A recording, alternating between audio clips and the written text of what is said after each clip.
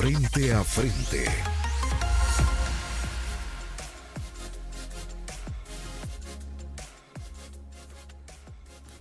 Muy buenos días, gracias por sintonizarnos en Frente a Frente. Antes de iniciar, pues queremos comentar la entrevista, enviar nuestras sinceras muestras de condolencia al ingeniero Moisés Urbina, director de Información Política de Noticieros de TCS, por el sensible fallecimiento de su amada madre, doña Bernarda Antonia Melara de Urbina, que venía sufriendo quebrantos de salud. Hacemos extensivas estas muestras de pesar a las familias Urbina y Melara. Que Dios les conceda cristiana resignación, fortaleza, querido Moisés, tus amigos y compañeros de labores cotidianas, así como el personal y ejecutivos de Telecorporación Salvadoreña, somos solidarios contigo en este momento triste. Rogamos para que nuestro Señor reciba en su seno a doña Bernarda Antonia Melara de Urbina, que descanse en paz. Por supuesto, será un honor para este servidor, Eduardo Arévalo, estar conduciendo la entrevista Frente a Frente. Y esta mañana tenemos el gusto que nos acompañe en el estudio el doctor Manuel López Ramos, médico neumólogo del Hospital de Diagnósticos. Doctor, bienvenido, gracias por acompañarnos. ¿Qué tal, Eduardo? Un gusto pues estar nuevamente acá con ustedes y también pues externando mis sentidas condolencias al ingeniero Urbina y a toda su familia por la pérdida de su madre. Esperamos que Dios pues le brinde el confort y la resignación a todos. Doctor, entrando en materia, hay mucha preocupación, lo hablábamos antes de entrar al aire, sobre la variante Delta del COVID-19. Hay preocupación tanto en el sector médico como en la población en general, y tal vez comenzar hablando de qué se trata la variante y qué tan diferente es, obviamente, a las que tradicionalmente pues, han estado circulando en el país. Sí, mire, la variante Delta pues ahorita es una de las principales causantes de COVID-19 en países de Europa, ¿verdad? Estamos teniendo pues reporte de casos en países como Inglaterra, a donde se ha disparado el número de casos por esta nueva variante. El temor es que esta variante pueda llegar a los países de Latinoamérica. ¿Y por qué el temor? El temor es porque esta variante se menciona que es mucho más contagiosa. De hecho, se menciona que es hasta un 40% más contagiosa que la variante que se había identificado anteriormente, que de por sí ya era 60% más contagiosa que la variante original del COVID-19. Entonces, esta es la preocupación. Muy probablemente los índices de mortalidad que pueda generar esta variante van a estar relacionados al incremento del número de los casos de enfermos que se pueden llegar a dar. Y este es quizás el mayor temor que tenemos, porque podemos llegar nuevamente a tener un colapso de los sistemas de salud en aquellos países en los cuales de por sí ya la carga es bastante alta debido al incremento de pacientes. Estaba revisando, doctor, datos internacionales y me llamaba la atención. Decía que en un solo día en la India habían registrado 400,000 personas contagiadas con esta variante. Entonces es increíble cómo se va contagiando de una persona a otra exponencialmente más rápido. No necesariamente, por lo menos el dato que yo revisaba, hablaba de cantidad de fallecidos, pero destacaba los contagios más rápidos que se generaba a diferencia de otras cepas. Sí, así es. Entonces, esta razón es por la cual nos preocupa y por lo que se deben de, digámoslo, aumentar el número de personas que sean vacunadas con 2 dosis, independientemente del tipo de vacuna que se esté aplicando.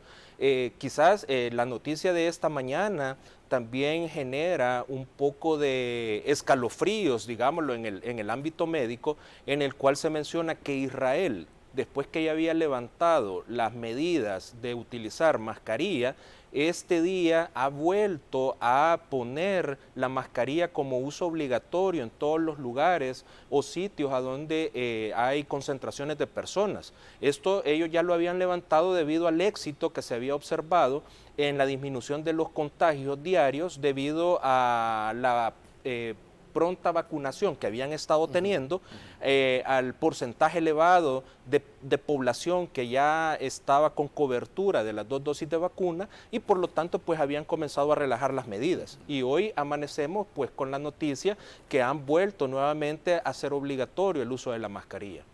Doctor, el relajamiento de las medidas es una situación preocupante en el caso de nuestro país. Las autoridades han dicho que sí hemos tenido, no le llaman repunte, ellos le llaman un incremento en el número de casos y lo asocian también a esta situación. Personas que quizás ya se hayan vacunado y dicen, bueno, ya tengo la vacuna, fuera mascarilla, ya no me preocupo tanto en el distanciamiento social. Podría ser lo mismo que habría ocurrido en Israel y ocurrirá en cualquier país. Así es, yo creo que en las últimas semanas hemos ido evidenciando, por lo menos en el ámbito privado, hemos ido evidenciando cómo los casos de COVID-19 confirmados se han ido incrementando.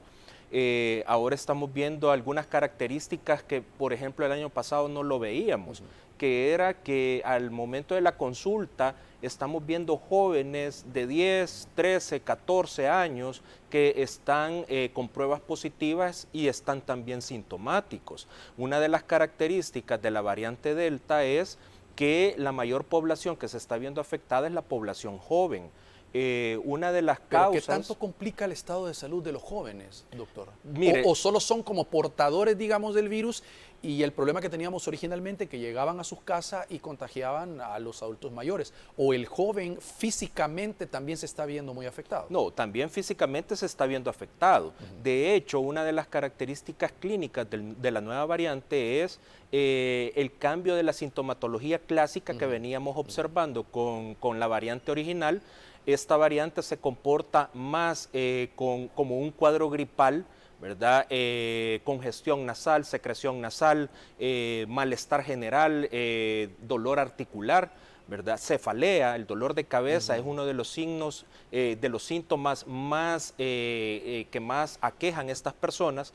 Lastimosamente en nuestros países no tenemos al momento todavía la capacidad instalada para poder hacer el análisis y el estudio de qué cepa es la que nosotros estamos circulando, porque esto sería una información sumamente importante para poder adoptar mejores medidas que vayan enfocadas a la prevención de la transmisión de esta. Eso iba a preguntar, ¿qué tanto podría ayudar a conocer en qué zona del país circula X o Y cepa? De hecho, en países en los cuales sí tienen este tipo de estudios, como Estados Unidos, les ha logrado, les ha ayudado a mejorar todas las restricciones y las medidas y a adoptar de una forma pronta la vacunación en su población. Recordemos que lo importante acá de la vacunación es el virus, mientras más ande circulando en el sistema, tiene más posibilidades de ir generando mutaciones. De por sí, un virus, de acuerdo a su velocidad de replicación que va teniendo, tiene mayor chance de ir mutando. Entonces, cuando una población ya está vacunada, es menos susceptible a poder contagiarse y por lo tanto va a dar menos la oportunidad que el virus pueda ir generando más mutaciones. Una de las preguntas usuales que nos están haciendo a través de las redes sociales, doctor, es que si las personas que ya padecieron COVID con esta nueva variante Delta pueden recaer en la enfermedad, ¿qué tan volátil es para este grupo de personas que ya vivieron y ya pasaron una etapa crítica o no? Puede ser que sean asintomáticos de COVID-19. Bueno, si en algún momento llegáramos a tener una confirmación que esta variante pues está en nuestro medio, sí es importante decir a la población que se corre el riesgo de volver a presentar la enfermedad. De por sí en los últimos meses hemos estado atendiendo a personas que han recaído hasta por tercera vez con COVID. Entonces es sumamente importante siempre mantener las medidas pertinentes para poder evitar el contagio. Yo creo que el relajamiento de las medidas son una de las principales causas por las cuales no solo acá en el país, sino que también en países importantes económicamente como Europa, como Estados Unidos y en algunos países de Latinoamérica, Centroamérica, donde también se ha ido relajando las medidas, esta es una de las principales causas por las cuales el número de pacientes contagiados a diario ha ido en aumento. Usted mencionaba, doctor, la sintomatología de esta variante pues ha cambiado a la tradicional que normalmente pues conocemos ya del COVID-19. La pregunta es si el tratamiento también debería de cambiar o se estaría tratando con el mismo tipo de medicamentos que son suministrados usualmente a los pacientes con las otras variantes. Sí, el tratamiento pues relativamente sigue siendo igual, no ha habido alguna modificación. La agresividad con la que se ha reportado esta nueva variante, pues aún tiene una respuesta importante a ciertos medicamentos que se utilizan. Yo en lo particular podría decir que estos nuevos casos que pueden ir apareciendo y que pueden ser compatibles clínicamente con la variante, podría en algún momento pues el tratamiento ir dirigido a el manejo de estos síntomas que más están afectando. Es sumamente importante la vigilancia que deben de tener los pacientes independientemente del manejo que se les esté dando, ya sea el manejo en casa o el manejo hospitalario. El mayor problema surge en aquellas personas que por su estado de salud en el momento de la consulta se mantiene con una estabilidad que da la oportunidad de ser manejado en casa. Es sumamente importante seguir un control adecuado cada cierto tiempo con su médico para que podamos evidenciar de manera oportuna una posible complicación de la enfermedad. Y esto quizás es una de las formas en las cuales nosotros podemos vigilar a nuestros pacientes y por lo tanto evitar tener una acción oportuna ante una posible complicación. Las personas que ya nos vacunamos, que los que nos aplicamos las 2 dosis, ¿qué tanto puede ayudarnos esto a que el impacto, cuando se confirme esta variante Delta, llegue a nuestro país, nos vaya a afectar tan duro o dependerá de nuestro sistema inmunológico? Mire, esta pregunta es una pregunta bastante frecuente y común que se haga. Si una persona vacunada tiene el mismo riesgo de padecer la enfermedad.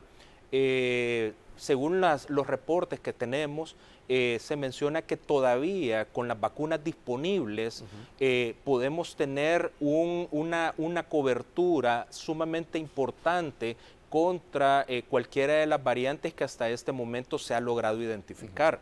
Pero esto también ha llevado a la pauta a ir pensando ya en también ir modificando las vacunas que tenemos disponibles para que sean mucho más efectivas contra las variantes presentes y contra las futuras variantes que se puedan ir generando. Ahora, algo que sí es bien importante, que estemos vacunados, que ya tengamos las 2 dosis, que ya pasaron 2 semanas después de nuestra última dosis, no es seguro 100% que la persona no pueda enfermarse. Hemos tenido casos ya de pacientes que con su segunda dosis, 2 semanas después de haber sido aplicada, han llegado a desarrollar COVID, que lastimosamente han tenido que ser hospitalizados por el tipo de lesión que ellos han presentado. Entonces es sumamente importante, o sea, estar vacunados no quiere decir que debamos de relajar las medidas, debemos de seguir utilizando la mascarilla. Recordemos que una de las principales medidas es el uso de la mascarilla, que en algunos lugares pues vemos que ya no se utiliza con mucha frecuencia, en algunos establecimientos en los cuales hay una mayor concentración de personas, donde no se respeta tal vez el aforo, observamos que las personas ya no están utilizando la mascarilla. Es quizás también hacer un llamado a aquellas instituciones a las cuales de una u otra forma celebran algún tipo de actividad, ya sea educativa, religiosa, de cualquier índole, que se mantengan siempre las medidas y si es necesario, pues evitar este tipo de reuniones a lo máximo. Estamos viendo jóvenes de 10, 13 años que andan con la enfermedad después de haber asistido a eventos y a reuniones, y ellos después se vuelven el vehículo importante para llegar a contagiar a casa a sus padres, a sus abuelitos y a sus demás familiares. Doctor, ¿cuánto tiempo dura aproximadamente una inmunización? Es decir, desde el momento que se aplica la segunda dosis contra el COVID-19, claro, estamos hablando que no hay que descuidarnos, siempre hay que mantener las medidas, pero digamos el nivel de inmunización que las vacunas nos da, ¿a cuánto tiempo pues nos alcanza? Pues realmente es una pregunta bastante difícil de poderla responder, porque hasta este momento todavía la población estamos realmente siendo parte del último gran estudio que deben de tener las vacunas, y por lo tanto hay ciertas respuestas como esta que todavía no la tenemos. No sabemos hasta este momento cuánto va a durar la inmunidad que pueda generar las dosis de las vacunas que se apliquen, y esto lastimosamente, por ser todavía un dato incierto, es lo que nos lleva todavía a seguir promulgando el uso de todas las medidas que se deben de tener para evitar pues la transmisión del virus. ¿Cuánto tiempo? Este es un factor también que las autoridades han hecho el llamado. ¿Cuánto tiempo debe pasar una persona, doctor, vacunada con una o las dos dosis para poder realizarse la prueba? Porque si bien a veces dicen se está haciendo pruebas en San Salvador, en tal municipio, la gente se vacuna y luego acude al centro donde se están practicando las pruebas, los tamizajes, y resulta que da positivo. Entonces le llaman como un falso positivo, y esto pues termina afectando también los registros de las autoridades. Sí, así es. Mire, yo creo que una de las cuestiones bien importantes es que ya una persona que está vacunada va a depender del cuadro clínico que en ese momento la persona esté presentando. Obviamente, alguien que está asintomático y que por algún tipo de razón, porque va a viajar o porque en alguna institución se le solicita de forma preventiva la prueba de COVID-19, ¿verdad? Ya sea el antígeno o la PCR-RT, pues definitivamente si esta persona está sintomática, la mayor seguridad es que va a salir una prueba negativa. Ahora, si va a tener una prueba o se realiza una prueba de anticuerpos, entonces acá sí va a depender de la cantidad de cuánto es la producción de su propio cuerpo de anticuerpos, así se va a poder evidenciar en una prueba de anticuerpos, ¿verdad? Las otras pruebas, pues, en pacientes que han sido vacunados, pues, si no están con ningún síntoma, pues, muy probablemente no van a dar positivo. Sí, como ya lo hemos mencionado, personas que están con un cuadro clínico respiratorio, que están vacunados y que una de las pruebas sale positiva, entonces aquí sí probablemente sí estamos ante un caso de COVID-19 en una persona vacunada. Es sumamente importante también el apoyo que tenemos de otros tipos de estudios para los cuales nosotros podemos determinar si realmente la afección que está teniendo en ese momento la persona puede estar relacionada o no a COVID-19. En torno a este llamado que usted hace a mantener las medidas, el distanciamiento y evitar las aglomeraciones, me imagino las autoridades deberán evaluar el regreso a clases de esa gran cantidad de estudiantes que actualmente están la mayoría en semipresencialidad. Un grupo pues, no tan alto ha regresado a los colegios. Entiendo perfectamente que es un tema muy difícil para los centros educativos y para los padres también, el tema de los hijos, pero dependerá cómo vaya fluctuando la cantidad de cepas que podamos tener, que en lo que va del año puede evaluarse y tomar la decisión. O sea, 1.5 millones de estudiantes regresando todos al mismo tiempo podría ser un gran foco de contagio. Sí, mire, realmente es una decisión que se debe de tomar evaluando todos los posibles escenarios. Por lo que hemos estado viendo, ya la población adolescente y en algunos casos la población infantil se han visto afectados por COVID. Entonces, no podemos hablar ahora, en este tiempo, que ya COVID-19 solamente es una enfermedad de adulto, ¿verdad? Sino que ya se ha detectado casos de niños positivos a las pruebas, ¿verdad? Y por lo tanto es una población que también está susceptible a poderse contagiar. Entonces, todas estas medidas de regresar acá al colegio debe de ser, creo yo, pues tomado, evaluando todos los posibles escenarios y cómo también se puede ir comportando la enfermedad en el país. La vacunación de los menores de edad deberá ser otro tema también, porque estamos hasta los 18 años en este momento lo que se habla, pero ya vemos en otros países hay ensayos clínicos para que los niños también puedan ser vacunados, en el sentido de lo que usted está mencionando, es decir, que los niños también se están contagiando y están padeciéndola, no solo siendo portadores de la enfermedad. Así es, y esto creo yo que estos ensayos que se están haciendo en otros países, pues en los cuales ya la edad se bajó de los 18 años hasta los 12 años para poder ir aplicando la vacuna, va a ser una de las medidas que al tener ya una información con bastante peso, va a tener que ir siendo adoptada por la mayoría de los gobiernos para ir evitando este tipo de situaciones que a la larga nos termina afectando a todos, ¿verdad? El tener una población susceptible a ser contagiada y que no está siendo objetivo de vacuna, se vuelve todavía parte del problema y que esto en algún momento debemos de tomar las medidas necesarias para evitarlo.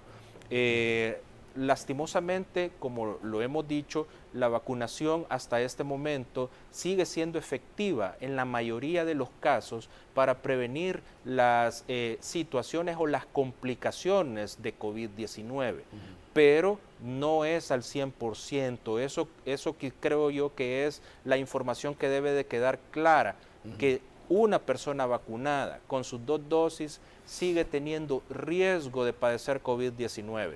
Es menor que una persona que hasta este momento no se ha vacunado, pero sí no se deben de disminuir las medidas adoptadas. Doctor, en cuanto al sistema privado de salud, los hospitales privados, ¿cómo se encuentra la capacidad instalada, tanto de UCIs como de espacio en los diferentes hospitales? Porque hemos hablado con el ministro Francisco Alaví, le hemos preguntado, pues claramente, le ha dicho que en el Hospital El Salvador hay 1000 camas UCI, dice el ministro, y de esas entre 450, a veces 470, no pasa de 500, es decir, tienen una disponibilidad, aseguran las autoridades, de 500 camas todavía en el Hospital El Salvador, donde están la mayoría concentradas. En el privado, en el sector privado, ¿cómo está esa capacidad? O sea, ¿todavía es alto o hay bastantes casos positivos? Muy buena pregunta, Eduardo. Por lo menos hasta este momento, en el único centro privado a donde estamos atendiendo pacientes con COVID, ahorita no hay ninguna habitación disponible para poder ser ingresado, ¿verdad? Información hasta por lo menos ayer por la noche. Igual hay pacientes en condiciones que están críticas, ¿verdad? Entonces, creo yo, lastimosamente también la disponibilidad de camas en el sector privado es reducida, ¿verdad? Pero ahorita están a su máxima capacidad. La situación de lluvias que estamos viviendo por el invierno complica, doctor, los casos de COVID-19. Puede generar, la gente decía, me da temor que se me moje la mascarilla, que esté fuera de mi casa, no tenga acceso a otra y tenga que desarrollar mis actividades con la mascarilla mojada. Perdió la efectividad en ese momento. Mire, el clima sigue siendo un factor sumamente importante, no solo para COVID-19, sino que para cualquier tipo de enfermedad respiratoria de origen viral. El clima, al haber mucha humedad, al haber mucha lluvia, genera las condiciones propicias para que los virus se puedan replicar y también mejora las condiciones para que los virus sean mucho más fácil de poderse transmitir. Entonces, si tomamos esto como base, pues también el clima sigue siendo un factor importante para modificar las condiciones en las cuales COVID-19 puede ser también una enfermedad de mayor capacidad de transmisión, principalmente en aquellas personas que adolecen de algún tipo de factor de riesgo como enfermedades crónicas, personas que padecen de algunas enfermedades de tipo alérgicas, también pueden llegar a manifestar síntomas que son muy parecidas a COVID-19, ¿verdad? Y que no necesariamente es la enfermedad, pero también aumenta la capacidad que debemos de ir generando para hacer los diagnósticos diferenciales. Entonces, la población enferma puede ir aumentando y por lo tanto también pueden ir aumentando los casos de ciertas enfermedades respiratorias específicas, tomando en consideración también que COVID-19 puede ser una de ellas. Y me imagino habrá algunas en los primeros momentos que se parecen mucho al COVID-19. La sintomatología, sí. Sobre todo lo que estaba compartiendo con los televidentes, de la variante Delta es muy parecida a otro tipo de enfermedades. Es hasta hacer la prueba, pues que se tiene la certeza de que es. Sí, y realmente también este es quizás otro punto bien importante. Hemos estado evidenciando que el periodo en el cual se hace la prueba también nos puede arrojar algunos datos en los cuales las personas pueden estar positivas por el tipo de prueba que se hacen, pero por el tiempo de síntomas en los cuales se ha llevado a cabo, esto puede provocar que la prueba salga negativa. Y cuando han hecho una segunda prueba de otro tipo, la prueba sale positiva. Entonces es sumamente importante aclararle a la población que va a depender mucho de el tiempo de evolución que tiene desde que inicia el primer día de los síntomas hasta el momento que se va a hacer la prueba. Sabemos que en los primeros 5 días de iniciados los síntomas, una prueba de antígeno tiene una alta probabilidad de salir positiva. Pasando ese periodo de tiempo hay una probabilidad que dé negativa y después al hacerse una prueba de PCR-RT, esta puede salir positiva. Entonces es bien importante el periodo en el cual dejamos la prueba para tener la certeza diagnóstica si es positiva o negativa. ¿Cuál es de las pruebas la más certera? Que esa es otra de las preguntas que las personas hacen. ¿Cuál es la prueba que me debo realizar si estoy en una situación con los síntomas? Sí, como mencionaba, va a ser bien importante tomar en cuenta el tiempo de evolución. Una prueba de antígeno puede ser efectiva en los primeros 5 días de iniciados los síntomas. Después de esto, y la PCR-RT pues es, digamos, como la prueba que tiene una mayor sensibilidad y todavía por un tiempo más prolongado después de los 5 días de haber iniciado los síntomas, ¿verdad? Entonces, si queremos una seguridad diagnóstica, la PCR-RT sigue siendo todavía la prueba, digamos, la prueba principal para poder realizar en COVID-19. Doctor, otro dato que se vuelve extremadamente importante a la hora de un combate, de una pandemia como la que estamos viviendo, son los datos. Obtener esa información precisa de los datos, y se lo hemos preguntado a las autoridades también, si puede haber una mayor actualización del sitio, que todos tenemos acceso, periodistas, ustedes como médicos y la población en general, de estar revisando, porque hay algunos datos, algunos valores que no se actualizan, como para tener idea, por ejemplo, las zonas del país donde más casos presentan, los rangos de edades, porque sí se va actualizando el número de vacunados y otro tipo de información, pero hay datos también importantes que cuesta un poco que el sitio por lo menos aparezca actualizado, que ayudarían a la toma de mejores decisiones.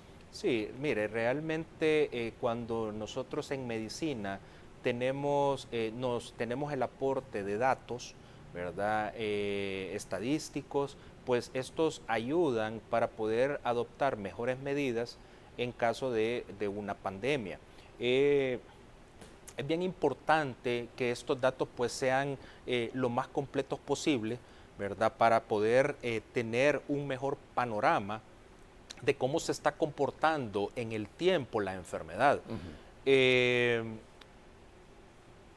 Creo yo que a pesar de todo, los datos nos arrojan que la población más susceptible a enfermarse es la población que está en los grupos que van de los 20 a los 59 años. Pero de los 20 a los 39 años es la población a donde más se está diagnosticando COVID-19. Más o menos por el mes de abril, desde el mes de abril, ¿verdad?, que ya la vacunación había tomado un poquito más de fuerza en nuestro país, veíamos que estas poblaciones eran las que más estaban diagnosticando COVID-19. Haciendo uso de los datos que tenemos, una de las principales estrategias que se pudieron utilizar en aquel momento era ir a vacunar a este sector, que es el sector económicamente activo, son las personas que entran y salen de su casa a diario, van a su trabajo, se contagian de COVID-19 y cuando llegan a su casa, llegan y contagian a sus padres, que tal vez son señores que ya por su edad y por todas las enfermedades crónicas que padecen, se han estado cuidando lo mejor y ni siquiera salen de su casa, pero la persona que sí entra y sale, llegó, los contagió y los enfermó, y al final se terminaron complicando, ¿verdad? Entonces, creo yo que a este momento pues ya se está llegando a cubrir a las personas que tienen 30 años de edad. Entonces creo yo que el siguiente paso es tal vez modificar la estrategia para ir abarcando en un menor tiempo mayor cantidad de personas de otras edades. Porque estamos viendo, y lo decíamos en un inicio, que el comportamiento de la enfermedad hoy es diferente. O sea, hoy llegan al consultorio, no solo llegan los adultos a pasar consulta porque tienen COVID-19, sino que ahora llevan a sus hijos de 10 años, 12 años, 13 años, ya con pruebas positivas. Entonces, eso no lo veíamos anteriormente, hoy ya lo estamos viendo con mayor frecuencia. Entonces, muy bien, tenemos que hacer una pausa, doctor, y regresamos también con otras preguntas. Hay algunas propuestas que dicen que se podría vacunar de forma paralela, 18 años con 30 años. Vamos a hablar de ello, pues qué tan factible. Vamos a la pausa y ya regresamos.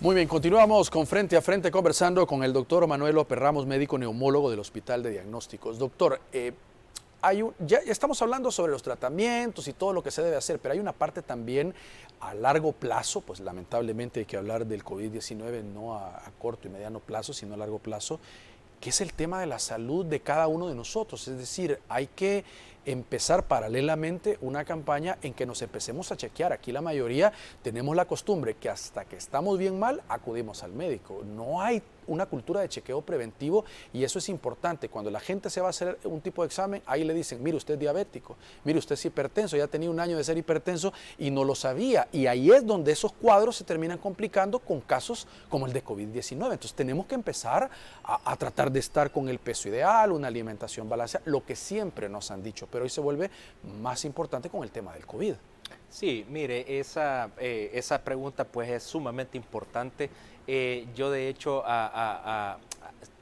estando en la consulta terminamos hablando con los pacientes y quizás una de los ejemplos más importantes que yo hago es una persona saca un vehículo nuevo y está pendiente cuando ya llega a los 1000 kilómetros para irlo a meter a mantenimiento preventivo y su primer cambio de aceite y todo esto. Hay personas que han pasado toda su vida y nunca se han hecho un chequeo. Nunca han ido al médico porque se han sentido bien, nunca se han tomado un análisis de sangre o nunca se han tomado alguna prueba específica. Entonces creo yo que sí, nuestra cultura debe de ir cambiando e ir teniendo una medicina de forma pues preventiva, pero también las personas debemos de cambiar ya el chip que únicamente vamos al médico solo cuando ya estamos enfermos o cuando ya estamos gravemente enfermos, ¿verdad? Entonces debemos de hacer uso de la prevención y de tratar de hacer un chequeo por lo menos una vez al año, ¿verdad? Para saber en qué condiciones estamos. No significa que no le va a llegar la enfermedad, pero significa por lo menos, doctor, que le va a pegar menos duro. Así es, así es. Miren, con la enfermedad con COVID-19, mientras mejor nos encuentre, mientras mejor encuentre nuestro cuerpo, más van a ser las posibilidades que podamos salir con menos daños, ¿verdad? Entonces creo yo que eso es sumamente importante. Hay otra parte también de las personas con enfermedades crónicas, que al principio de la pandemia decían, miren, no, tenés alguna enfermedad crónica, ya estás arriba de los 70 años, pues es totalmente letal, pero a medida se ha ido conociendo, hay personas de 80 años, 90 años que han tenido COVID y hayan estado, claro, personas que han mantenido su tratamiento, han estado en control, personas con diabetes controlada o hipertensión o cualquier otro tipo de enfermedades que han estado dando seguimiento con su médico, eso es importante. Sí, bueno, recordemos que COVID-19 es una enfermedad nueva a nivel mundial. Y las primeras informaciones que nosotros teníamos, que nos venían a nosotros acá, eran por estudios que se habían llevado a cabo en China, otros estudios importantes que se habían llevado en Italia, y allá pues la información era que la persona que contaba con enfermedades crónicas eran aquellas personas más vulnerables o más susceptibles a complicarse. Ahora, cuando ya tenemos una experiencia de estar tratando y manejando pacientes con COVID-19, hemos ido viendo, ¿verdad?, a lo largo que el principal factor de riesgo para complicaciones es el sobrepeso y la obesidad. Algo que los primeros estudios no lo decían, ¿verdad? No lo mencionaban. Mencionaban más la edad y todas las enfermedades o comorbilidades que podía tener una persona. Pero hoy, a lo largo de todo esto, hemos ido viendo que personas, por ejemplo, jóvenes, que no tienen ningún factor de riesgo, pero que tienen sobrepeso o algún grado de obesidad, son los que se terminan complicando más fácilmente. Increíble. Entonces, esto debe de encender las alarmas para que todos podamos hacer algo para cambiar nuestro estilo de vida, ¿verdad? Tratar de lograr tener una mejor salud para evitar pues que al momento de tener COVID-19, que no es un deseo, ¿verdad? Pero al estar enfermo tengamos mejores posibilidades de poder salir adelante ante la enfermedad. Escuchaba también algunos expertos en salud de nuestro país, doctor, que decían, mire, paralelamente debería de vacunarse jóvenes de 18 años y también en este caso estaban los de 40 y decía, y los de 40 de forma paralela a los dos. Hacíamos la consulta a las autoridades y decían, no, decía el ministro, porque eso puede generar un descontrol, descuidamos a los adultos y le estamos dando prioridad a los jóvenes. Es mejor ir acelerando el proceso, decía, pero llevarlo en orden, el grupo del más vulnerable hasta el menos, en este caso, el tema por el caso de salud de los jóvenes. ¿Es así o podría utilizarse otra estrategia en el caso de la vacunación para lograr mayor inmunización? Mire, creo yo que las estrategias pues se pueden ir surgiendo a lo largo del tiempo. Realmente el objetivo principal al final debe de ser abarcar al mayor grupo poblacional, tenerlo vacunado, ¿verdad? Y se pueden ir haciendo algunas estrategias. Quizás uno de los datos más importantes que hasta este momento no lo tenemos es por grupos de edad cómo es la mortalidad, ¿verdad? Si tuviéramos esa información, dependiendo de la mortalidad por grupos de edad, así se pudiera enfocar la estrategia a cuáles son las edades que realmente hay que ir a vacunar de forma preferencial. Entonces, las medidas se pueden ir cambiando, ¿verdad? Por ejemplo, podemos comenzar ya a vacunar por familias, ¿verdad? Podemos acercar también de acuerdo a las zonas a donde viven las personas, ir acercando más, ¿verdad?, los equipos de vacunación, siempre y cuando la logística lo permita, ¿verdad?, para poder ir abarcando más rápidamente aquellos grupos vulnerables que hasta este momento estamos viendo que la enfermedad ha ido cambiando. O sea, ya el comportamiento de la enfermedad no es la misma que fue reportada en Wuhan, O sea, ya no es la misma. Hoy, sumado a las variantes que andan circulando, ya las características de la enfermedad han ido cambiando también. Y por lo tanto, los grupos vulnerables y los grupos que más se están enfermando ya son totalmente diferentes a lo que nosotros teníamos conocimiento anteriormente. Parece, doctor, así como se ve la tendencia internacional, que habrá más vacunas. Es decir, no es que yo ya me vacuné 2 dosis contra el COVID-19 y ya no me volveré a vacunar nunca más. Así como estamos las diferentes variantes y todo, podría ser un año, año y medio quizás, y tengamos que colocar un refuerzo tanto privado o en el público como el gobierno actualmente, pero es una posibilidad que eso vaya a ocurrir. Sí, realmente todavía no tenemos hasta este momento estipulado hasta qué momento vamos a tener que tomar nuevamente una nueva vacuna o hasta qué momento vamos a tener nuevamente que tomar un refuerzo. Entonces, todo esto es la información que se está generando o se va a generar después de esta recolección grande de datos que se está generando a nivel mundial para poder ir sacando todas esas conclusiones. Y más adelante decir, bueno, cada año o cada medio año vamos a tener que estar tomando un refuerzo de vacuna. Lo otro también que es preocupante es pensar si las vacunas que actualmente existen en el mercado van a cubrir las variantes presentes y las variantes futuras que puedan irse dando de COVID-19. Entonces, todo este tipo de situaciones son las que los estudios van a ir generando esta información para tener pues ya cuál va a ser la dinámica de vacunación que se deba de seguir.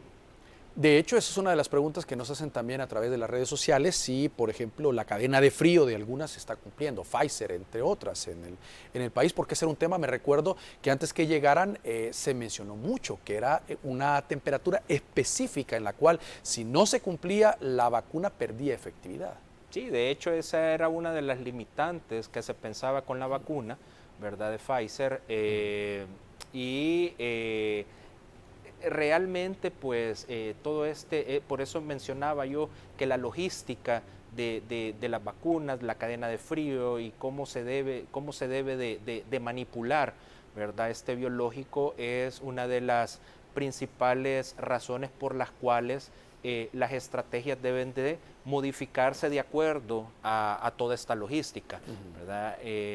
Esperaría yo que en las próximas semanas pues podamos ir viendo que el tema de COVID-19 sea retomado nuevamente con fuerza, tanto por las instituciones privadas, los lugares de trabajo, todo el comercio, la industria, hacer un llamado para que todos los medios de comunicación volvamos a retomar con fuerza las medidas de prevención y nuevamente estarle haciendo el recordatorio importante a la población que no debemos de bajar la guardia.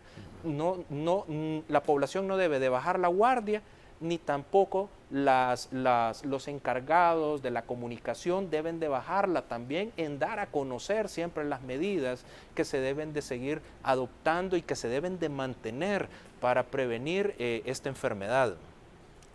Yo creo que ya en las casas debe presupuestarse la compra de la mascarilla, mantener el alcohol gel. Hay cosas que fueron cambiando, doctor, como por ejemplo el amonio cuaternario. Me acuerdo, le pegaban una fumigada a uno por todos lados cuando llegaba a algunos lugares. Después ya la misma medicina fue diciendo, los expertos, miren, no es tan necesario, mejor mantenga el distanciamiento y otro tipo de cosas que fueron cambiando. Pero en ningún momento se ha dicho, mire, ya no use la mascarilla o póngasela algunos días u otros no. O sea, es una medida que debe mantenerse. Debe de mantenerse, es de los cambios que la enfermedad ha venido a generar a nuestras sociedades para quedarse. O sea, esto ya no es temporal, no es solo 1 año o 2 años que dure la enfermedad, porque la enfermedad ha venido para quedarse y por lo tanto las medidas también deben de adoptarse de esta forma y debemos de pensar que deben de ser ya permanentes, pues, ¿verdad? Ser tomadas en consideración en todos los ámbitos.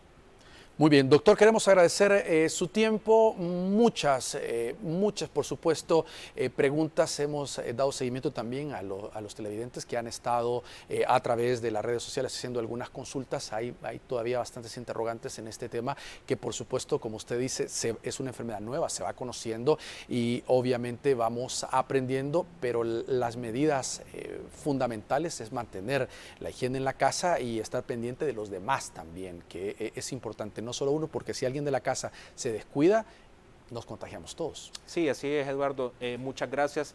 Para mí siempre es un placer pues, poder estar acá, poder llegar a la población, poderle brindar cuáles son las medidas que se deben de adoptar para ir disminuyendo pues, y ayudar a prevenir que la enfermedad llegue a nuestro hogar. De eso se trata. Gracias, doctor. Conversamos esta mañana con Manuel López Ramos, médico neumólogo del Hospital de Diagnósticos. Vamos a la pausa y ya regresamos. Y al regresar en otro bloque de la entrevista estaremos hablando con Rodrigo Ayala, diputado y segundo vicepresidente de la Asamblea Legislativa por el partido Nuevas Ideas.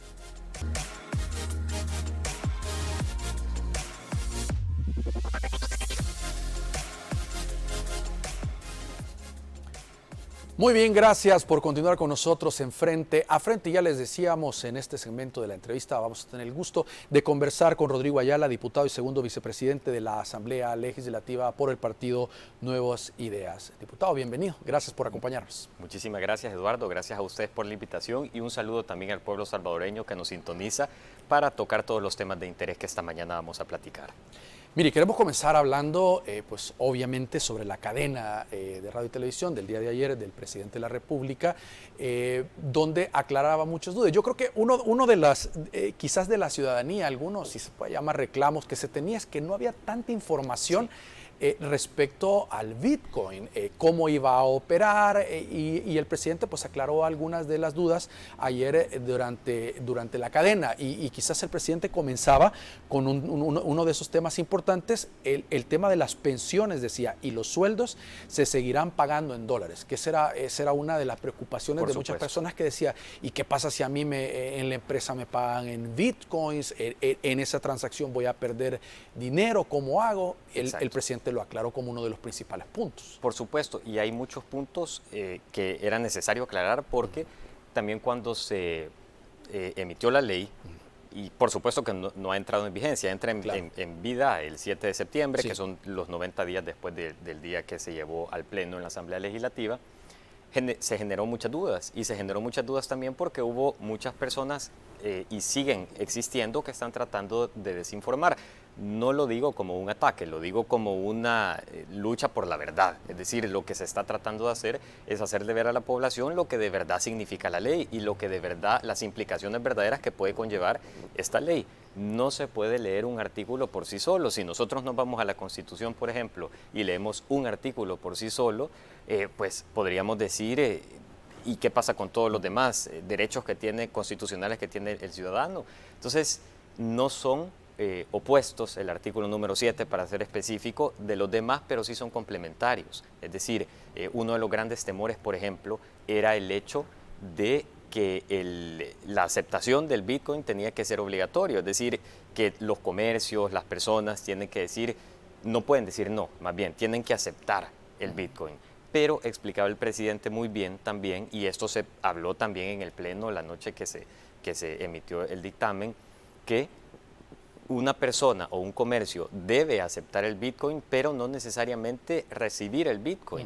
Es decir, que ese es un término un poco complicado de entenderlo. Por supuesto, incluso también lo pueden tomar a broma y lo pueden tomar a chiste. Yo veía ya algunos memes y de todo, por supuesto, hay de todo. Todos hemos sido parte de eso. A mí me han atacado por verme joven, por ejemplo, que no creo yo que sea un pecado ese ni algo que uno escoge. Es decir, yo me veo joven porque la genética, aparte de que tengo 33 años, pero me veo más joven de lo que soy, la genética sí lo dispuso, no puedo hacer nada yo al respecto. Ahora bien, este tema de aceptar, pero no necesariamente recibir, ¿cómo funciona? Por supuesto, a través del fideicomiso que se va a crear de Bandesal lo va a operar. Una persona no puede decir yo no acepto bitcoins porque también entonces no atrajéramos tanto turismo, tantos inversionistas que quieren venir al país específicamente porque pueden venir a invertir o a gastar, si lo queremos ver de esa manera, en los comercios nacionales. Es decir... ¿Y qué pasaba, Rodrigo, como dicen algunas de las gremiales, si no salía más fácil reformar el artículo 7 y quitar la obligatoriedad? Eso es lo que manejaban antes de la Sí. cadena del presidente. Decían, ¿por qué no le quitan la palabra obligatoriedad y queda a discreción de los comercios? Sí, yo creo que eso es el punto medular de todo esto y es muy importante que lo toquemos. Si se quita esa palabra y le damos, digamos, que para empezar la libertad de escoger qué quieren recibir, la tienen. Esa no se les está quitando y no se le está quitando a nadie. Todas las personas, si no quieren Bitcoin y quieren dólares, pues van a recibir dólares. No tienen que recibir Bitcoin necesariamente porque la convertibilidad se va a dar a través de Bandesal. Es decir, imaginémonos que nosotros vamos a hacer una transacción que yo le voy a comprar una taza de té, por ejemplo, y usted me la vende a $3, $2, vengo yo y le digo, mire, pero yo solo tengo Bitcoin. Y usted me dice, pero yo no quiero Bitcoin, yo quiero dólares. Perfecto, yo le hago la transferencia y usted al aceptar dólares va a recibir los dólares en su monedero o en su wallet, ¿verdad? Que es el término que se ocupa normalmente dentro de la estructura del Bitcoin o las criptomonedas, porque es algo digital y es algo mundial, entonces el lenguaje es inglés, el lenguaje mundial que se utiliza en esto se le denomina wallet, que la traducción es billetera. Entonces usted va a recibir los dólares, pero si nosotros quitamos esta obligatoriedad del artículo número 7 de aceptar, no necesariamente de recibir los dólares, entonces también estamos mandando un mensaje para afuera que estamos haciendo una ley, pero verdaderamente no le estamos dando la importancia o el uso que amerita. Por ende, los turistas que tengan Bitcoin, que quieran venir a El Salvador a decir quiero ir a gastar mis Bitcoins a El Salvador, que a las personas salvadoreñas no les va a entrar en Bitcoin, les va a entrar en dólares, y si así lo disponen en el momento, ya no vieran El Salvador como un destino atractivo para venir a hacer un turismo y gastar sus Bitcoins en El Salvador, que Bandesal se los convirtiera al salvadoreño ya, digamos, en términos tangibles, por decirlo de esta manera, o en términos de recepción de la divisa, fuera en dólares. Pero es muy importante también ese mensaje al exterior para que todos los inversionistas vean a El Salvador como un destino tanto para invertir como para venir también a gastar en turismo. Mire, había una diputada, alguna de las consultas que hacía la población respecto a la cadena anoche a través de las redes sociales, veía algunos economistas, hablaban de este fideicomiso de 150 millones de dólares, tal como usted nos explica. Hacemos una transacción entre un negocio y una persona, es opción de la persona decir, bueno, yo lo quiero recibir en bitcoins o lo quiero recibir el pago en dólares, se hace la conversión, la persona no pierde dinero, tampoco pierde dinero el comercio, me refiero en la fluctuación del Bitcoin. Eso lo asume este fideicomiso de 150 millones de dólares. Pero algunos preguntaban, ¿cuánto va a durar ese fideicomiso? Así es. Ese dinero de repente se va a acabar porque va a ser transacciones, no solo el caso del Zonte o San Salvador, sino que va a ser en todo el país, todo el mundo haciendo transacciones de ese tipo. Entonces de repente los 150 millones puede terminar. ¿Qué va a pasar en ese caso? Bueno, primero que todo hay que esperar, porque quien se va a encargar de todo esto es el órgano ejecutivo, por supuesto, ¿verdad? Nosotros en el legislativo pues nos encargamos de legislar o de reformar, etcétera, mediante la realidad se va dando en el día a día, ¿verdad? O sea, como dicen, y es algo que a mí me gusta porque es una frase que tiene toda la lógica del mundo, la realidad siempre va un paso adelante de la ley. La realidad se va llevando a cabo, va sucediendo, entonces la ley se tiene que seguir a la realidad y tiene que estar a la par para poder vivir en un marco legal que sí traiga beneficios a la población acorde a la realidad que se está viviendo. Si bien se va a comenzar con un fideicomiso de 150 millones, por supuesto que no podemos saber cuánta demanda va a tener para comenzar. Eso está por verse y solo está por verse mediante la práctica. Solo vamos a poder saber eso viendo todas las transacciones que se van a hacer a corto plazo o a plazo inmediato, mediano plazo, largo plazo, para ir sabiendo si verdaderamente va a ser suficiente o no. Ahorita todo es especulación y especulación también de quien quiere emitir la opinión. Habrán opiniones educadas en el tema, habrán opiniones no tan educadas y que simplemente están defendiendo un interés, que no necesariamente lo digo en un afán político, lo digo también, todos tenemos intereses en la vida, es decir, algunos, nuestro mayor interés es la familia, por ejemplo, para otros es el dinero, para otros es el comercio, para otros es el bienestar de la población, y no tiene nada de malo. Por eso vivimos en un país libre y así seguirá siendo, y en un país en el cual todos tenemos la disposición de decidir cuál es nuestro interés. Entonces, pero hay que fijarse también en a veces el mensaje no tiene tanta validez como es decir, el punto del mensaje a veces es más importante de quién lo emite que lo que se emite.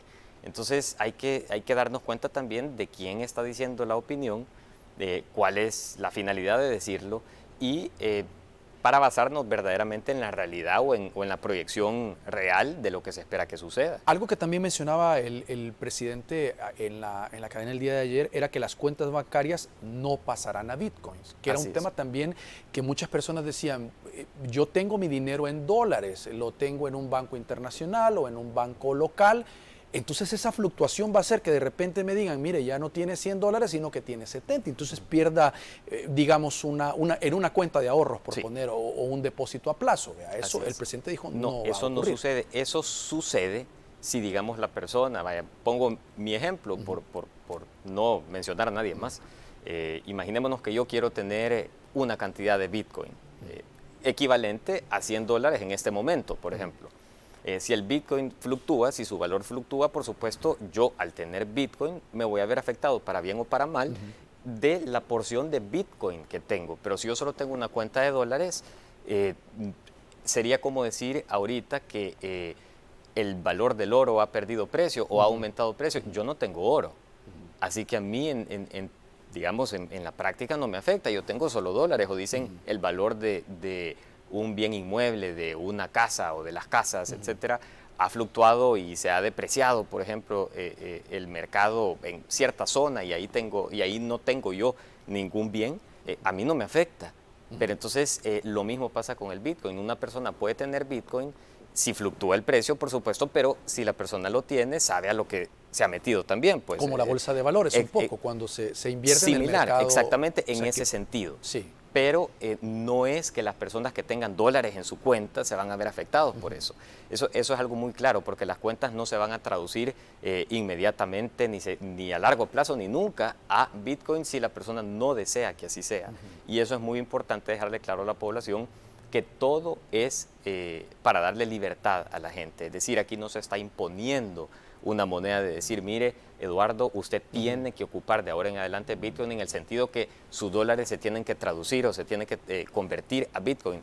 Eso no está sucediendo ni tampoco va a suceder a menos que usted lo quiera. En el caso de los comercios, sí deberá de tener por lo menos la aplicación para tener la decisión de dólares o Bitcoin, de recibirlo. Exactamente, y de igual manera cualquier persona, comerciante, ya sea pequeño, micro, pequeño, mediano o gran empresario o gran comercio, deberá tener esto, pero no necesariamente significa, y como lo decía al principio, que va a recibir Bitcoin. Es decir, va a aceptarlo, pero le va a entrar a su cuenta dólares. Ponía el ejemplo del presidente que me parece sumamente atinado, el ejemplo de las tarjetas de crédito. Alguien que vive en un país cuya moneda es otra y no es dólares, por ejemplo, que viene de turismo a El Salvador y paga en un comercio, al comercio le ingresan dólares, a pesar que la persona tiene en su cuenta de país donde reside otra moneda.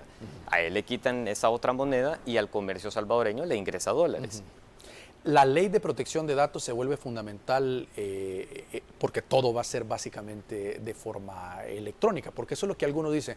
Y si de repente me modifican algo, si de repente en estas transacciones ya un poco más grandes pierdo el dinero, no en la convertibilidad del Bitcoin, sino los datos en sí, en general, que podría registrar en la aplicación, como decía el presidente, la identificación facial, el número de DUI y el número de teléfono, que son datos como bien personales, ¿verdad? Claro, no, son datos bien personales y que no solamente el Estado tendría, porque ya hay muchas maneras de tenerlo, de obtenerlo. La banca, por exactamente. Sí, claro.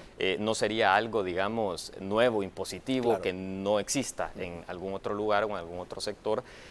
Pero sí, por supuesto que es necesario también estudiar la posibilidad de tener una ley de datos personales, digamos, de protección, para que las personas pues tengan también su protección, pero habrá que estudiarlo bien. No se puede trabajar en esta ley. Bueno, había una ley que estaba en proceso dentro de la Comisión de Economía, por supuesto se manda archivo, al igual que muchas otras leyes que nos damos cuenta que no las enviamos a archivo simplemente por enviar archivo. Estas leyes se estudian, por ejemplo, la ley de la economía creativa. En este país no teníamos ni siquiera un censo de todos los agentes, si lo queremos llamar en términos económicos, o de todas las personas que están jugando un papel dentro de la economía creativa, que es la economía artística, la economía de propiedad intelectual, la economía de la creación, de las artes, etcétera. No teníamos un censo. El censo se comenzó a trabajar a raíz de la pandemia porque se quiso ayudar al sector y no se contaba con un censo. En tantos años nunca se había trabajado en un censo. Entonces, había una ley dentro de la Comisión de Economía, pero sin contemplar cuántas personas, o tal vez tenían el número, pero de una manera no fundamentada bien. Y no se había trabajado tampoco con todos los sectores, se había trabajado con pequeños sectores dentro de la industria creativa, pero verdaderamente no se le había hecho un estudio a fondo. Lo mismo pasa con la ley de protección de datos personales, por ejemplo, y así otras leyes que encontramos dentro de la comisión que no, y así en otras comisiones también. Yo hablo de la de economía porque es en la que estoy presidiendo en este momento, y por eso sí habrá que hacer una ley. Más adelante se va a hacer de la manera correcta, transparente, bien trabajado, bien fundamentado, consensuado con también la población, y no de una manera abrupta. Rodrigo, dos preguntas. ¿Qué gana la población, el salvadoreño de a pie, como se conoce, aparte de los $30 que se estaría depositando con la aplicación que anunciaba el presidente, con la implementación de la ley? Porque si bien, digamos, el país en general, pues es claro, la atracción de inversiones, alguien que maneja empleos, que tiene negocios, que quiere invertir en El Salvador, le va a ser atractivo saber que también está circulando pues paralelamente y va a venir a invertir. Pero las personas que nos están viendo y de repente se preguntan y dicen, pero yo cómo me va a impactar o me va a beneficiar o me va a afectar esta disposición? Es muy sencillo, y ahorita solo hablamos, cuando usted me mencionaba ese ejemplo, por ejemplo, hablamos de los inversionistas, ¿verdad? De que para ellos va a ser atractivo venir a dejar el dinero, venir a gastar su dinero aquí. Pero ¿a quién se lo va a dejar? ¿A quién es la otra parte de esta historia? Digamos, de decir, está el inversionista afuera, quiere venir a El Salvador a invertir su dinero, a gastar su dinero, a dejárselo en las manos de salvadoreños. Entonces, ¿quién recibe este dinero? Los salvadoreños. Y esto se traduce, por ejemplo, en el sector turístico. Vienen muchos turistas a El Salvador, a hoteles en la costa, por ejemplo, en la zona costera, o hoteles en pueblos, hoteles en la misma ciudad. También pueden venir simplemente a ver cómo funciona un país con Bitcoin legal, como una moneda legal, pero todo el dinero que traigan, mediante o no su conversión, eso ya lo decide a criterio propio de la persona que lo recibe, pero todo este valor, digamos, viene a quedar en manos salvadoreñas. Entonces, al final del día se traduce en que el salvadoreño es quien va a recibir toda esta inversión o gasto que venga de parte de fuera del país hacia el país. Esa es una. Número dos, el año pasado tuvimos una pandemia sin precedentes, nunca antes vista.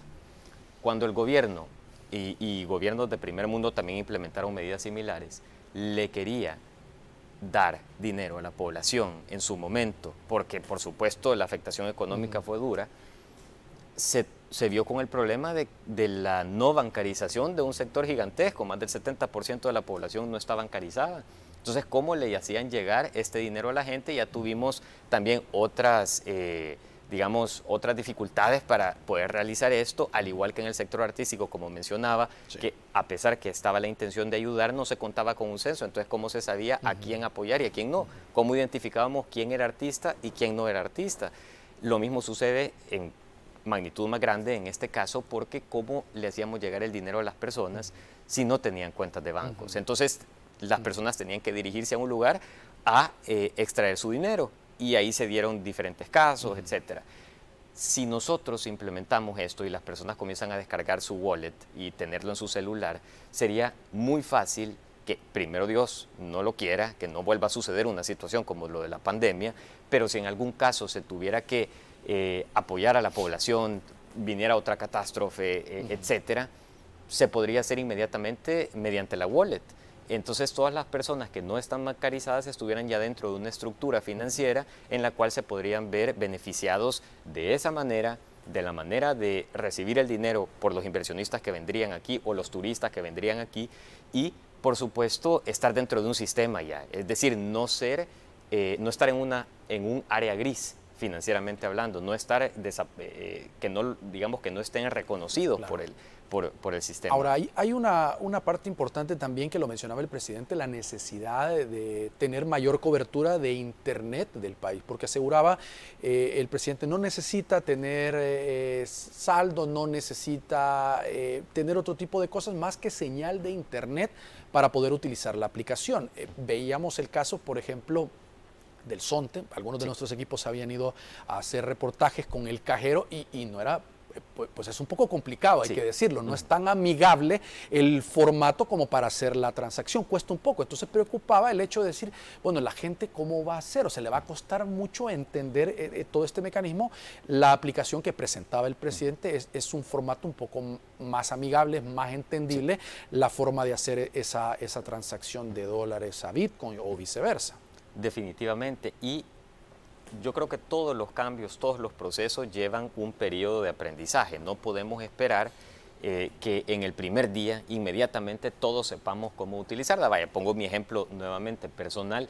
Yo no he tenido la oportunidad de tener todavía la aplicación en mi celular. Por supuesto, ahorita no está ya dentro del mercado, no está en función. No la conozco. No tiene los $30 de Bitcoin. Exacto, todavía no.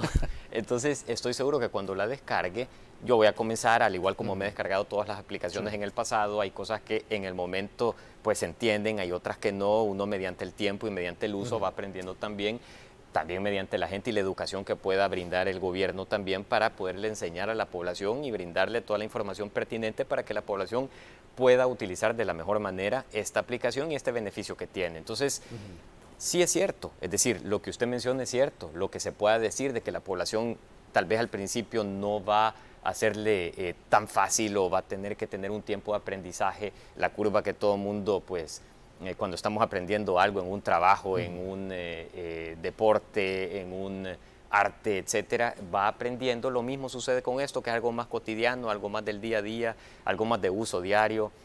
Por supuesto que va a haber un aprendizaje, no todos nacimos conociendo todo, entonces creo yo que es muy importante no alarmarnos por un dato como ese, es decir, la humanidad se ha caracterizado por ir aprendiendo paso a paso de todo lo que va sucediendo y todos los avances que van existiendo en el mundo, entonces creo que esto no es ajeno a eso. Por supuesto que va a haber un periodo de aprendizaje, pero para eso también va a estar el gobierno para apoyar a la población, tanto en educación, tanto en facilitarles de la manera más responsable y más, digamos, accesible a la población.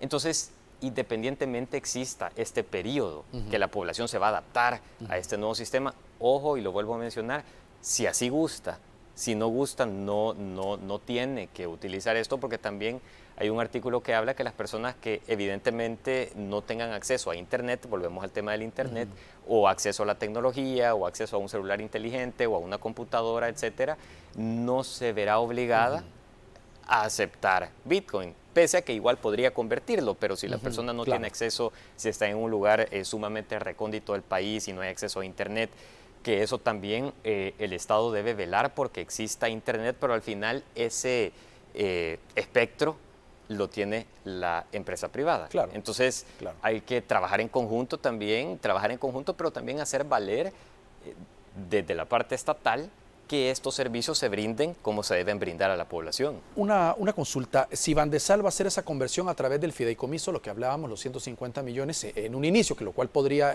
ya nos aclara usted, podría ir cambiando o incrementándose con el tiempo, ¿cuánto se pagará de comisión? Si hay un pago de comisión. Volvamos al ejemplo del Zonte, ahí sí lo aplicábamos, inmediatamente se hacía la conversión en el cajero, aplica un descuento. Al poner $10, digamos, quita $1 o $2 automáticamente. ¿Eso funcionaría esa con la wallet del gobierno? Yo creo que eso es un punto muy importante. ¿Y por qué digo que es importante? Número uno, porque no nos podemos adelantar sin saber lo que va a suceder. Es decir, La ley se dictaminó, entra en vigencia el 7 de septiembre, en 90 días, lo que hablábamos al principio. Ahora, todo el reglamento, toda la estructura, el marco de cómo va a funcionar, si va a haber comisión, la comisión de cuánto, si va a haber todos esos detallitos, los vamos a conocer mediante se vayan trabajando en el transcurso, en el periodo que se va a crear este marco o este reglamento, que por el momento no tengo conocimiento yo de eso, así que no me quisiera adelantar. Y creo yo que lo más correcto y lo más sano, honesto de parte de la población también, oposición o no, es no adelantarnos a esto sin conocer. Ayer el presidente aclaraba muchas dudas que la población tenía, que por supuesto las tenía porque había habido un sector también que se había encargado de desinformar sin conocer verdaderamente las pretensiones o lo que se espera de la ley. Entonces, ya ayer el presidente aclaraba, en este momento, digamos, con esta pregunta, alguien podría decir, sí, es imposible que no exista comisión, va a haber una comisión y tiene que ser de tanto, pero no lo podemos saber hasta que lo tengamos y lo leamos y lo estudiemos y lo analicemos y también alguien de parte del Estado lo aclare. Entonces, creo yo que no es responsable, ni de mi parte ni de nadie, debería de serlo, emitir opiniones sin conocer. Claro, se pueden hacer sugerencias. Yo podría decir, miren, si va a existir un porcentaje que se le va a cobrar a la población, que lo mejor sería que no existiera, pero si va a existir, que sea lo más pequeño posible. Habrá otras personas que van a decir, va a ser grande, sin conocer tampoco las intenciones de parte del Estado. Entonces, yo creo que lo más importante es que cuando se emita una opinión, primero, prudencia. Y segundo, que cuando se emite una opinión tiene que ser de la manera más educada y responsable posible, porque podemos causar histeria, estragos en la población, pánico en la población por gusto, que al final del día eso también se traduce, es decir, es una afectación sistemática a la persona, estar con un pánico que no tiene por qué estarlo. Rodrigo, la agencia de calificación de riesgo Fitch advirtió que la ley del Bitcoin decía aumentaría los riesgos regulatorios y financieros de las instituciones, reconoce que debe conocer el reglamento. Ellos decían, es importante lo que usted estaba mencionando, conocer el reglamento. La falta de transparencia, decía, del Bitcoin podría aumentar riesgo de lavado de dinero si las regulaciones no se cumplen. Por ejemplo, mencionaba los estándares del Grupo de Acción Financiera Internacional. Es decir, hay una gran expectativa de estos detalles que todavía están pendientes, y así me imagino el Fondo Monetario Internacional y muchos organismos, a que se conozca en detalle cómo va a operar. El día de ayer fue un avance importante con lo que el presidente explicaba. Con lo que ya sucedió, que es la ley. Correcto. Exactamente. Ahora queda el reglamento. Todas estas opiniones, todas estas, que son educadas, por supuesto, y son de instituciones con prestigio, pero también creo yo algo que la población debe de tener claro. Primero, veamos los casos en diferentes bancos mundiales, bancos de Europa. Hay noticias que todo el mundo, es decir, no podemos hacer caso omiso a estas noticias de cantidades así. Estaba leyendo yo hace poco, en días recientes, una noticia de un banco importante de Europa que había sido partícipe de un lavado de dinero de 323 billones. Entonces, si nosotros vemos eso y el mercado del Bitcoin es de 600.000 millones, o sea, un poquito más de la mitad de todo el lavado que se había hecho de lo que existe de valor en las criptomonedas. Entonces, si nosotros hablamos que con las criptomonedas se va a hacer el lavado, bueno, el lavado ya sucede. Y el lavado sucede dentro de instituciones que están reguladas y dentro de instituciones que se deberían de dedicar a transacciones completamente transparentes, honradas y nada que ver con lavado de dinero. Pero hay muchos bancos que por supuesto así operan, pero hay otros que también han accedido y han sido parte o partícipe de lavado de dinero, que al final simplemente pagan una multa y siguen operando. Tuvimos otro caso también de otro banco, un banco que estuvo en un momento aquí en el país también, que tuvo lavado de dinero, pagó una multa y siguió operando. Dijeron, sí, bueno, nosotros fuimos parte de este lavado de dinero, de esta organización criminal, pero pagamos la deuda y seguimos operando. Entonces, hay que dejar eso también bien claro. No se trata que venimos de un sistema puro y vamos a pasar a un sistema impuro. Es decir, las impurezas de la humanidad, las personas que quieren hacer el mal, las personas que quieren cometer crímenes, eso no se va a dar simplemente porque exista un sistema o porque exista otro. Las personas que quieren cometer actos criminales o que quieren hacer actos deshonrosos lo van a tratar de hacer, ya sea aquí, acá o acá. Los controles serán fundamentales. Los controles serán fundamentales para eso, y también tenemos la facilidad que con las criptomonedas, o específicamente con el Bitcoin, que es lo que a nosotros nos interesa, porque la ley es ley de Bitcoin, no es ley de criptomonedas. ¿Y por qué Bitcoin? Muchos dirán, y bueno, ¿y por qué Bitcoin y no otras hay también? varias, Exactamente, porque no otras criptomonedas.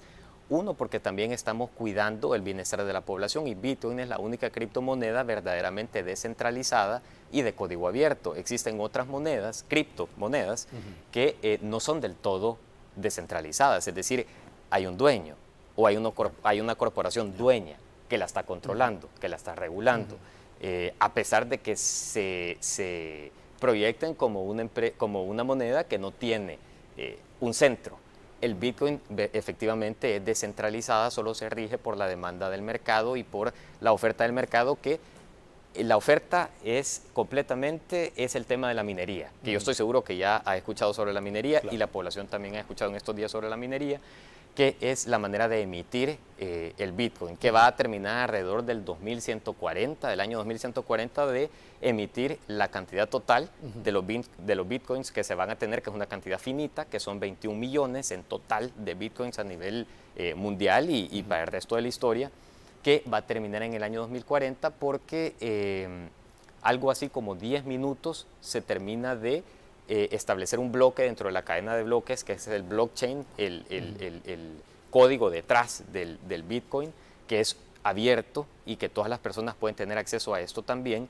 Por ende, mencionaba lo de los 10 minutos, porque si hacemos la conversión se necesitan alrededor de 210.000 bloques para que el Bitcoin, es una de las disposiciones o de parte del código que se tiene de Bitcoin, para que el Bitcoin le dé el beneficio o el premio, por decirlo de esta manera, al minero o a la organización que se dedica a la minería, de una cantidad de Bitcoin. Comenzamos en el 2009 con 50 Bitcoins por bloque detrás de este blockchain. Cada 4 años más o menos, por la conversión de esto, se va disminuyendo la cantidad de Bitcoins que se entregan a los mineros, y esto lo que causa es básicamente una política monetaria deflacionaria en práctica, no en emitir una política, porque como digo, no es centralizado, no hay alguien, y nadie tampoco puede decir yo soy embajador de Bitcoin, o yo soy dueño de Bitcoin, o yo soy dueño de una porción, sí, claro, si alguien quiere tener pero Bitcoin no en el en banco. general. Rodrigo, tenemos que hacer una pausa. Ya regresamos, porque hay que hablar también del trabajo en la Comisión de Economía. Ya regresamos.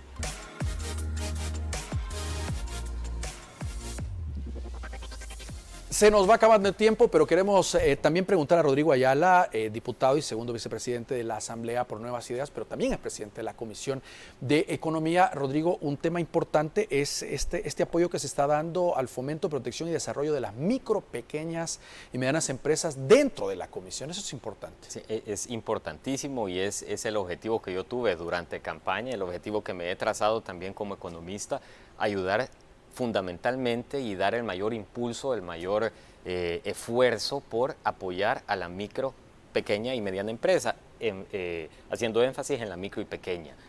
La importancia de esto, ¿por qué? Y también de los emprendedores, por supuesto, y de todos los comerciantes por cuenta propia, que anteriormente se les llamaba o ha sido comúnmente conocido como el comercio informal, es decir, los que están fuera del sistema, que también trayendo a colación nuevamente el tema del Bitcoin y el tema del wallet y el tema de toda esta bancarización digital, digamos, bancarización por no encontrar un nuevo término todavía, porque no es un banco, digamos, pero sí privado, pero sí es una manera de digitalizar y de tener a las personas también dentro de un sistema resguardados.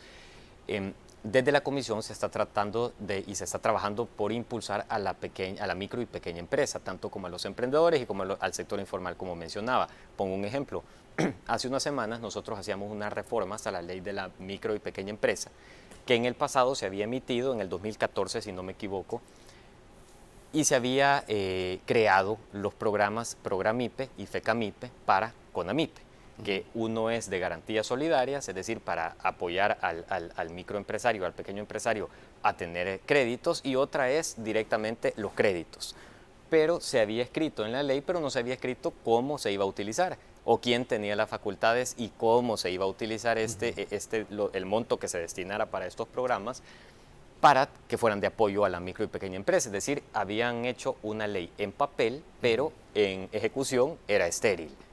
Entonces lo que se trabajó y lo que se hizo fue reformar esta ley para que CONAMIPE sí tenga la facultad de crear un fideicomiso con un monto que ya tiene desde enero, que ahí lo tenía simplemente esperando. Es decir, habían unos millones para la micro y pequeña empresa, pero no se podían utilizar porque la ley no lo permitía, porque no le daba las facultades necesarias para utilizarlo. Solo decía, básicamente, lo puede tener, pero no decía lo puede usar y de esta manera. Y esto fue lo que se logró el 15 de junio con la aprobación de las reformas.